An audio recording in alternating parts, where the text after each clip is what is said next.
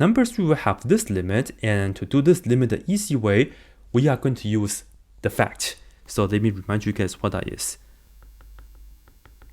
So this right here is when we have the case that the limit as x approaching infinity of 1 plus some number a divided by x raised to the bx power.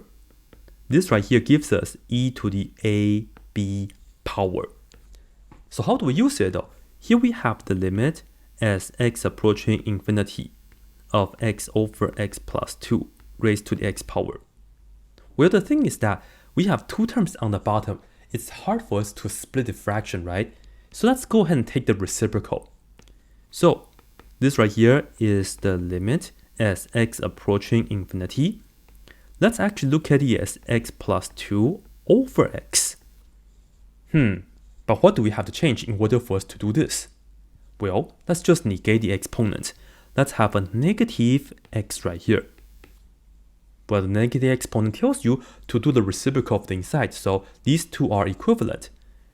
And the beauty of this is that now we can split the fraction. This is going to give us x over x plus 2 over x, and then raised to the negative x power. And x over x is just equal to 1. And then we have plus 2 over x raised to the negative x power. And now what? Well, we can use the fact. A is clearly equals 2, and then b is the coefficient of x right here, so b is equal to negative 1. Therefore, we can say the answer is e to the ab, which is 2 times negative 1, and that will just give us e to the negative 2 power, and that's answer choice B.